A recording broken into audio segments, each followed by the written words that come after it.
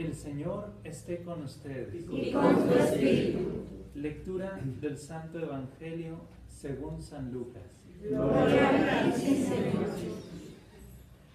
En aquel tiempo Jesús dijo a sus discípulos: los perseguirán y los apresarán, los llevarán a los tribunales y a la cárcel, y los harán comparecer ante reyes y gobernantes por mi causa.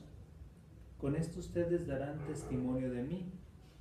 Grábense bien que no tienen que preparar de antemano su defensa, porque yo les daré palabras sabias, a las que no podrá resistir ni contradecir ningún adversario de ustedes.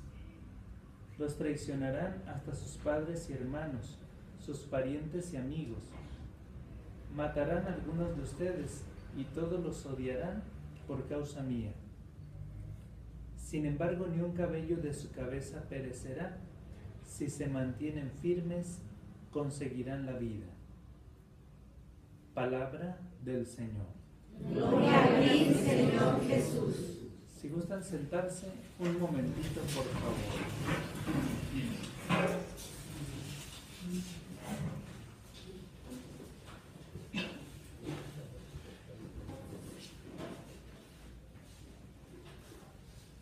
Hermanos, vamos hoy a hacer una reinterpretación de la primera lectura del libro del profeta Daniel en el capítulo 5. El rey Baltasar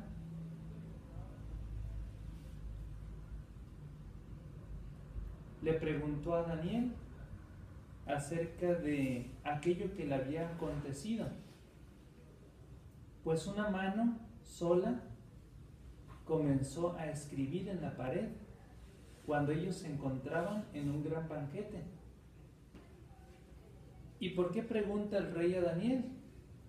Porque Daniel estaba lleno del Espíritu de Dios, de inteligencia, de sabiduría y de prudencia extraordinarias, porque le venían de lo celestial, de lo alto, de Dios. Y entonces, ¿qué es lo que le sucedió al rey cuando vio aquella mano? Dice hoy la Escritura que el rey se demudó, la mente se le turbó, le faltaron las fuerzas y las rodillas le empezaron a temblar, ¿no? Las cañitas y un tembeleques, ¿no? Si eso le sucedió a él al ver una mano que escribía,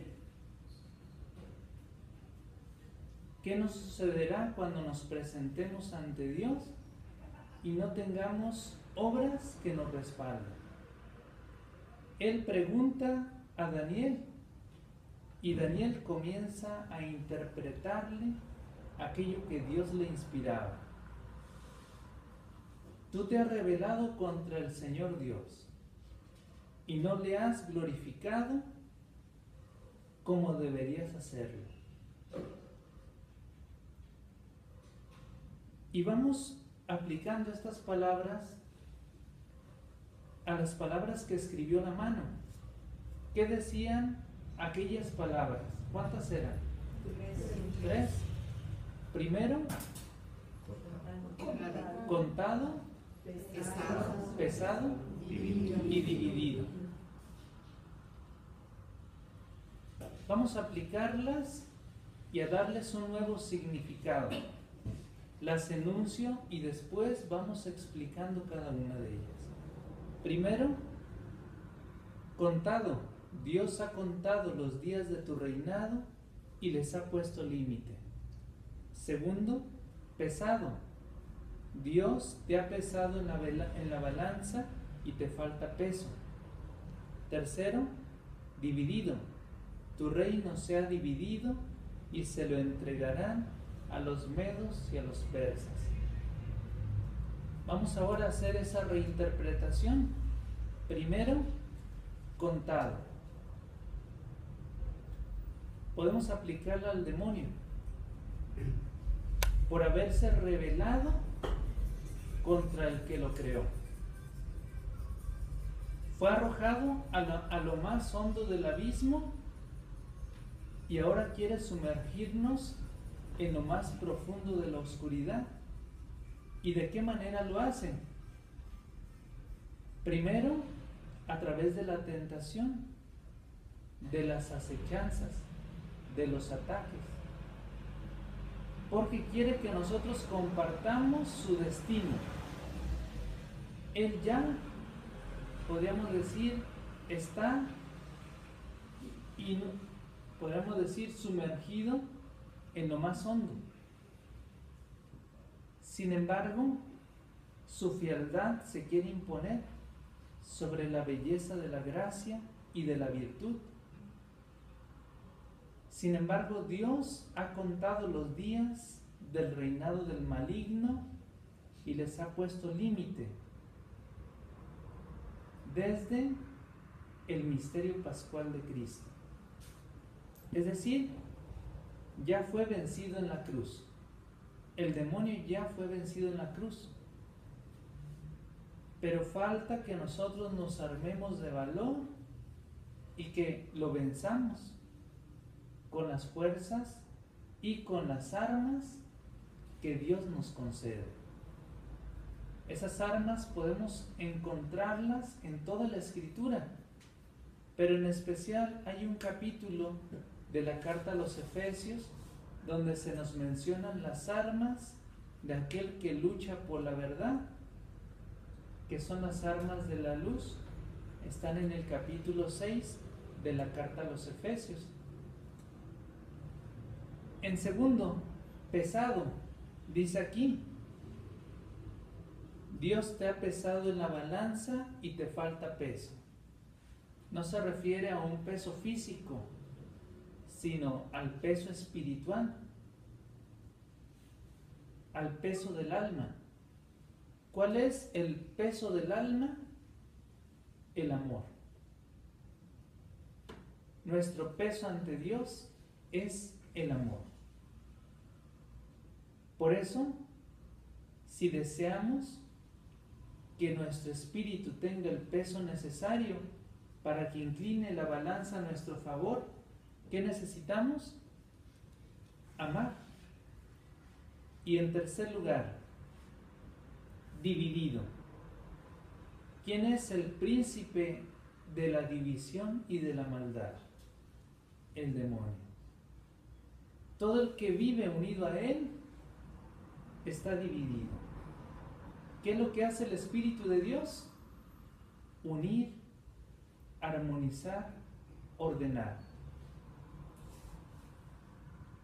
Fuera del Espíritu, ¿qué es lo que encontramos? Discordia y división. Dentro del Espíritu encontramos comunión y fraternidad. Por eso podríamos decir que solo el reino de nuestro corazón puede ser conquistado y unificado en el Espíritu Santo. Todo el que camina conforme a la ley del Espíritu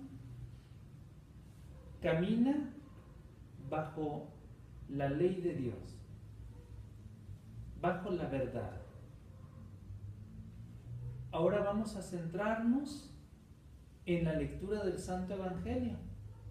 Ya más o menos le dimos una pasadita a la primera lectura, brevemente, porque también el tiempo que tenemos no es mucho. ¿Qué es lo que nosotros encontramos en el Evangelio?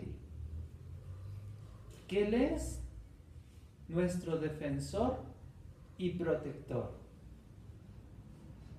Dice hoy Jesús en el Evangelio, después de aquellas palabras que parecieran ser duras, porque dice, los perseguirán y los apresarán, los llevarán a los tribunales y a la cárcel, todo por causa de Cristo, es decir, por defender a Cristo, por hablar de Cristo. Cristo no promete lujos, comodidades, Cristo no promete eso, pero sí Cristo promete una felicidad permanente y duradera. ¿Dónde crece nuestro amor por Él? En la lucha. El amor por Dios no crece en los momentos fáciles. Nuestro amor por Dios va creciendo conforme nos ponemos a luchar por Él. Dice la misma Escritura: lucha por la verdad hasta la muerte, y Dios luchará a tu favor. Hoy dice Jesús, fijémonos bien en estas palabras, grábense bien que no tienen que preparar de antemano su defensa. ¿Por qué? Porque Él es nuestro defensor, Él es nuestro protector. Cuando nosotros nos ponemos de parte de Dios, Él protege lo suyo, cuida lo suyo. Por eso no tenemos que preparar de antemano nuestra defensa. Dice, porque yo les daré palabras sabias, a las que no podrá resistir ni contradecir ningún adversario de ustedes. Eso lo encontramos en aquel pasaje de San Esteban, si se acuerdan, ¿no? San Esteban es el primer mártir cristiano. Y era tanta la sabiduría que brotaba y fluía en su defensa, podemos decir, contra aquellos que lo acusaban, que se cumplió muy bien en él la Escritura. No podían contradecir ni resistir ningún adversario de él, porque Dios fue su defensor. Al final, pues, es lapidado, pero Dios puso de manifiesto la verdad en la luz. Y estas palabras que hoy nos dice Jesús, las recalca, dice Jesús, grábense bien. Quiere decir que Jesús no solamente las dijo como algo más, sino como algo esencial.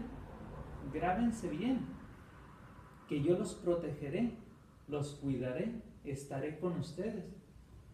De hecho, al final del Evangelio de San Mateo, en el capítulo 28, dice Jesús, sepan que yo estaré con ustedes todos los días hasta el fin del mundo. Esa es la compañía de Cristo. Quien es de Cristo es de la verdad. Quien es de la verdad es libre. Y quien es libre es porque es de Dios. Todo se va como uniendo, como enlazando, encadenando, concatenando. Una verdad te lleva a otra. La presencia de Dios te conduce siempre hacia la luz. Y fijémonos en algo más. El clímax, el punto más alto de la carta a los Romanos, lo encontramos en el capítulo 8. Pero en especial quiero citar un versículo, aunque quedaría mejor 3, 31, 35 y 37. En el 31 inicia San Pablo diciendo, ¿quién podrá apartarnos del amor con que nos ama Cristo? Es decir, todo el que está en Cristo se siente amado por Cristo. Y eso es el sostén que le permite caminar con firmeza en su camino. Hoy dice Jesús en el Evangelio, ni un cabello de su cabeza perecerá, si se mantienen firmes, conseguirán la vida. Y en la aclamación antes del Evangelio de Apocalipsis 2:10 dice algo muy similar. Dice, sé fiel hasta la muerte y te daré como premio la vida. Se relaciona todo esto la liturgia de hoy está profundamente relacionada. Porque por una parte se nos habla de fidelidad, por otra parte de firmeza, por otra parte de fe. Son tres términos que se relacionan tan íntima y profundamente que podemos decir uno fluye del otro, con espontaneidad. ¿De dónde viene la palabra fiel? De una palabra latina que se dice fides. ¿Y qué significa la palabra fides? Significa fe, el que cree, el que confía. Y de fides se deriva firme. Solamente es firme el que cree y confía, el que permanece en Cristo, porque Cristo es la roca. Nuestra firmeza, ¿de dónde nos viene? De Cristo. ¿Por qué los mártires? ¿Por qué los confesores? Aquellos que entregaron su vida por Cristo permanecieron firmes hasta las últimas consecuencias. Tal es el caso de San León Magno, tal es el caso de San Gregorio Magno y de muchos más mártires que se entregaron por Cristo completamente y por ello consiguieron la vida. Hoy dice Jesús, si se mantienen firmes, conseguirán la vida. ¿Qué significa ser firmes?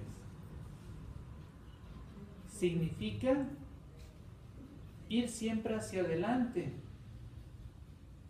no quedarnos en un punto estacionados, porque sabemos que el agua que se queda estancada, ¿qué es lo que le sucede? Se pudre. Nosotros necesitamos ir caminando progresivamente a la luz del Espíritu. Pero ¿qué es lo que no solamente nos hace caminar, sino volar? Es el peso del alma, es decir, el amor. Cosa distinta le sucede al alma de lo que sucede al cuerpo.